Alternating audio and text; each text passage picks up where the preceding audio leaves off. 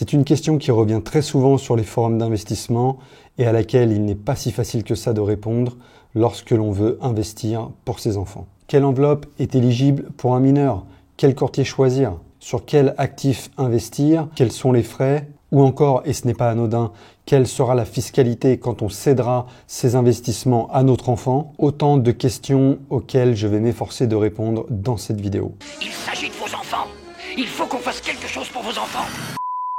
J'ai personnellement commencé à investir pour mon fils de 18 mois en novembre dernier, donc en novembre 2023, donc après son premier anniversaire, et trouver la meilleure solution, la solution la plus avantageuse, a été un véritable casse-tête. Eh bien, sachez qu'après avoir procrastiné pas mal de temps avant d'ouvrir un compte en bourse pour mon fils, eh bien, si je devais refaire ce que j'ai fait, je le ferais certainement différemment. Je vous dirai en fin de vidéo ce que j'ai choisi de faire et qu'est-ce que je ferais si tout ça était à refaire. Alors, je vais essayer d'être le plus clair possible en utilisant un petit tableau pour que cette explication soit la plus visuelle possible pour vous. J'enfonce une porte ouverte en disant cela, mais c'est pour rappeler l'importance qu'est d'investir, surtout lorsque l'horizon devant nous est un horizon long-termiste. Et si vous faites le choix de laisser cet argent durant toutes ces années, par exemple sur un livret A, eh bien, vous savez que cet argent va perdre de la valeur. Mais ce que tu es en train de dire, c'est que du coup, c'est mieux de faire ça que de le mettre sur un livret A. Le livret A, tu es sûr de perdre de l'argent,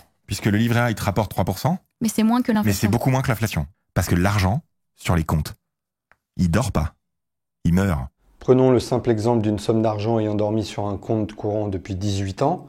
Si par exemple vous avez mis 100 € sur votre compte courant en janvier 2006, donc il y a 18 ans, la valeur de ces 100 € au 1er janvier 2024 serait de 72 €, ajusté du taux de l'inflation qui a pas mal augmenté ces derniers temps.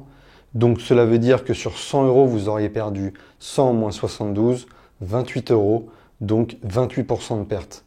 Ça, c'est le coût de l'inaction. Maintenant, il y a la solution moins pire que ça, qui est celle de laisser tout cet argent sur un livret A. Si vous aviez laissé ces 100 € sur un livret A, vous auriez au bout de 18 ans 155,59 €, ajusté de l'évolution du taux du livret A depuis 18 ans. Donc on a une augmentation de 55%, c'est bien, mais on peut toujours mieux faire. Maintenant, si vous aviez mis ces 100 € sur un ETF MSCI World, qui est l'indice qui suit 1500 grandes entreprises des pays développés et qui est pondéré à hauteur de 2/3 sur le marché américain, le montant aurait été au 1er janvier 2024 de 480 €. Et c'est en faisant ce genre de calcul qu'on peut se rendre compte qu'il est primordial de ne pas laisser cet argent dormir sur ce type de compte, voire même mourir sur le livret A ou encore pire sur un compte courant, qui plus est si on a un horizon long terme devant nous. Donc une fois qu'on a compris l'intérêt d'investir sur le long terme pour ses enfants, on peut maintenant déterminer son objectif. Est-ce que l'on veut investir de manière régulière ou ponctuelle?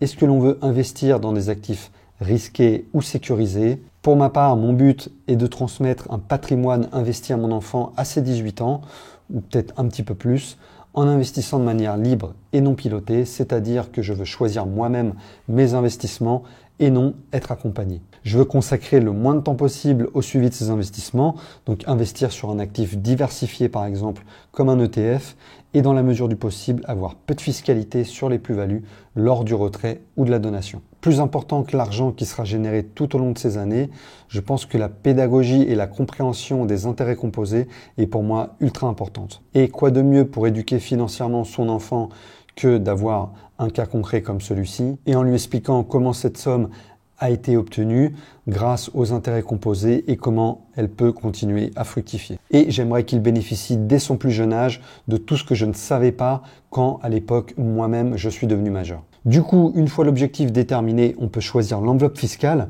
On connaît les 3 enveloppes sur lesquelles on peut investir en bourse aujourd'hui, l'assurance vie, le PEA et le compte titre. J'élimine tout de suite le PEA car il n'est autorisé que pour les jeunes à partir de 18 ans. C'est le PEA jeune, réservé aux 18-25 ans.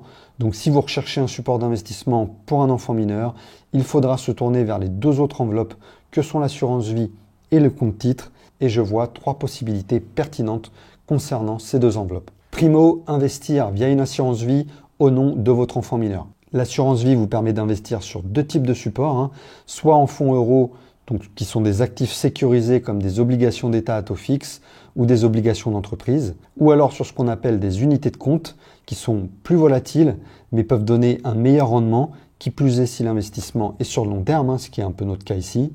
Vous pourrez alors investir sur des actions, des ETF, de l'immobilier via des SCPI et là aussi sur des obligations. Le spectre est donc bien plus large sur les unités de compte, mais attention, il faudra se former un minimum pour ne pas faire n'importe quoi. En ce qui concerne les frais de gestion, vous devrez payer des frais de gestion annuels à hauteur de 0,5% minimum. Donc après ça dépend des courtiers. Ça peut aller jusqu'à 3% en fonction des supports d'investissement, que ce soit unité de compte ou fonds euros. Donc faites bien attention à ça. Sachez juste que sur le long terme, ces frais annuels de gestion peuvent être une véritable friction sur la performance de votre investissement. Concernant la fiscalité maintenant, cela dépendra de la durée du contrat d'assurance vie. Donc pour profiter de la plus faible fiscalité, vous devez garder le contrat d'assurance vie ouvert au moins 8 ans. Après ces 8 ans, vous serez imposé sur les plus-values, donc sur l'argent en plus que votre placement aura généré. Cette imposition se compose des prélèvements sociaux à hauteur de 17,2% de la plus-value et de l'impôt sur le revenu. Le pourcentage de cet impôt dépendra de la durée du contrat. Si c'est après 8 ans, ce pourcentage sera de 7,5% avec un abattement de 4 600 € par parent. Donc ça peut aller jusqu'à 9 200 € pour un couple sous le même foyer. Donc, prenons un exemple concret. Imaginons que je verse 600 € par an pour mon enfant pendant les 16 prochaines années et que sur ces 16 ans, le rendement moyen soit de 7%. Le montant versé sera donc de 9 600 € plus 7% par an, cela donnera une plus-value de 8 304 €. Et bien, si votre enfant est encore sous votre foyer fiscal et que vous êtes en couple, vous n'aurez rien à payer sur cette plus-value car elle est inférieure à 9 200 € d'abattement. Par contre, si votre enfant retire cet argent alors qu'il est déjà parti du foyer fiscal et qu'il s'est émancipé, ce sera à lui de payer ces deux impôts, 17,2% plus 7,5% sur son revenu s'il en a un. Si le retrait se fait entre 4 et 8 ans, l'imposition sera de 15% et si c'est avant 4 ans, de 35%. Je vous laisse 2 liens en description pour avoir plus de détails sur l'imposition de l'assurance vie. En ce qui concerne les courtiers, pas mal de courtiers proposent une assurance vie pour mineurs. Les 3 meilleurs selon moi sont chez Linksea, Boursobank et Yomoni. Linksea propose 2 assurances vie, la Spirit 2 et la Avenir 2 qui sont considérées comme les moins chères sur le marché des assurances vie, avec des frais de gestion annuels de 0,5%. Ceux de Yomoni sont à 0,6%, mais l'inconvénient est que la gestion est pilotée chez Yomoni via ce qu'on appelle un robot advisor. En gros, vous répondez à plusieurs questions lors de l'inscription et il détermine un plan d'investissement selon votre profil. Personnellement, je préfère la gestion libre car ça me permet d'avoir la mainmise sur mes investissements. Et troisième assurance vie, celle de Boursorama qui s'appelle Boursovie et dont les frais de gestion annuels s'élèvent à 0,75%. Autre enveloppe fiscale disponible pour pouvoir investir pour vos enfants mineurs, le compte titre. Alors vous avez 2 possibilités, l'ouvrir au nom de votre enfant ou alors à votre nom. Dans les 2 cas, vous pourrez investir que sur l'équivalent des unités de compte de l'assurance vie. Donc c'est la classe d'actifs la moins sécurisée, mais vous aurez certainement plus de choix dans ces classes d'actifs. Donc plus d'actions, notamment les actions hors Europe, plus de choix d'ETF, etc. Je vous laisserai faire vos propres recherches en fonction de vos objectifs et de vos choix.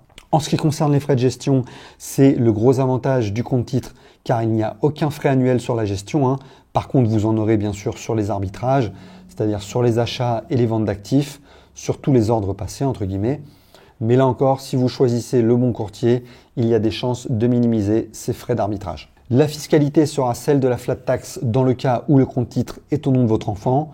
Donc ce sera assez similaire à l'assurance vie, encore une fois, mais avec les frais de gestion en moins. Si votre enfant s'est émancipé et qu'il gagne moins de 10 225 € par an, donc ce qui correspond à la tranche marginale d'imposition à 0%, il sera alors imposé seulement sur les prélèvements sociaux, donc à hauteur de 17,2%, et il n'aura rien à payer pour l'impôt sur le revenu. Par contre, s'il est encore chez vous et qu'il retire l'argent, ce sera vous qui paierez la flat tax sur les plus-values. Si le compte titre par contre est à votre nom, c'est là où ça devient intéressant. Vous aurez la possibilité de faire une donation quand vous le voudrez à votre enfant et dans ce cas, il ne paiera aucune taxe sur les plus-values. On dit alors que l'on purge les plus-values dans la limite d'un abattement de 100 000 € tous les 15 ans par enfant et par parent. Donc si par exemple vous donnez votre compte titre d'une valeur de 200 000 € à votre enfant et que les plus-values s'élèvent à 99 000 € sur ces 200 000, votre enfant ne paiera rien du tout. Au-delà de ces 100 000 €, vous devrez payer ce qu'on appelle des droits de donation. Je vous mets à l'écran l'échelonnement. Petite précision, sachez que si vous mettez de l'argent de manière régulière sur le compte de votre enfant, donc c'est-à-dire par exemple tous les mois, cela est considéré comme une donation et non pas comme un présent d'usage. Donc le conseil que je vous donnerais, c'est de mettre plutôt des grosses sommes ponctuellement à des périodes de l'année comme Noël ou les anniversaires pour éviter l'imposition liée à la donation. Parmi les courtiers, très peu proposent un compte titre pour mineurs. À ma connaissance, il n'y a que Bourse Direct qui le fait. Boursobank ne le fait pas. La plupart des courtiers et des fintechs étrangères non plus. Si vous voyez d'autres courtiers que Bourse Direct, n'hésitez pas à le spécifier en commentaire. Toute correction ou apport d'informations complémentaires seront évidemment les bienvenus. Et pour le compte titre à votre nom, eh bien là, vous n'avez que l'embarras du choix. Je peux vous proposer ceux que j'utilise personnellement. Des liens sont en description si vous le voulez, avec certains avantages à la clé. Je vous indique tout ça en description. Et la gestion avec ces courtiers est évidemment libre. Personnellement, j'ai ouvert une assurance vie au nom de mon enfant, donc chez Boursobank, l'assurance vie Bourso-Vie, dans un souci de simplicité, car Boursobank déjà est ma banque personnelle. Je l'ai donc ouverte au nom de mon enfant, donc j'ai choisi le premier choix. J'ai longtemps hésité avec Linksea et procrastiné car le dossier d'inscription de Linksea était assez compliqué, je trouve. Moi qui suis adepte des courtiers faciles d'accès comme Trade Republic et des inscriptions en ligne comme ça a pu être le cas avec Boursobank par exemple sur cette assurance vie. J'ai opté donc pour celle-ci en investissant tout simplement sur un ETF Monde. C'est le Lyxor MSCI All Country, je crois, et qui en 4 mois a fait ce que le livret A fait en 4 ans. Voilà ce que j'ai fait. En fait, je l'ai fait parce que d'une part, j'avais pas toutes les informations en ma possession. C'est d'ailleurs pour ça que je fais ce type de vidéo. C'est pour partager un maximum d'informations, chose que je n'avais pas moi quand j'ai choisi de créer le compte pour mon fils. Si c'était à refaire, et d'ailleurs il est possible que je le fasse dans un avenir proche, j'ouvrirai plutôt un nouveau compte titre à mon nom avec l'avantage fiscal de la donation. Il n'y a que des avantages, je trouve, il n'y a pas de frais de gestion, la purge des plus-values, et sachant que je compte investir que sur des actifs tranquilles comme l'ETF Monde, j'ai pas forcément d'intérêt à continuer avec l'assurance vie. Un autre point qui m'embête aussi par rapport à l'assurance vie, c'est cette fameuse loi industrie verte que le gouvernement prépare. Je ne vais pas partir dans des débats politiques car ce n'est pas le sujet de cette vidéo, mais cette loi devrait prendre 15% du capital de votre assurance vie pour soi-disant investir sur du private equity vert. Moi, je préfère personnellement mettre mon argent, celui que j'investis pour mon enfant, dans l'enveloppe sur laquelle j'aurai complètement la main mise dessus. Vous voulez tout retirer tout de suite? C'est possible en effet, mais c'est dommage. Ben oui, vous allez perdre des intérêts calculés au jour le jour sur les évaluations momentanées des moratoires d'actionnariat obligatoire et entubatoire, ce qui fait... Donc voilà, ça change un peu la donne et c'est un nouvel élément que je prends en compte, notamment dans ma décision de potentiellement passer de l'assurance vie au compte titre. Voilà, c'était un gros morceau. Pour rappel, je ne suis pas conseiller fiscal et je ne suis pas non plus conseiller en investissement. L'idée de cette vidéo était de poser un maximum d'informations sur la table.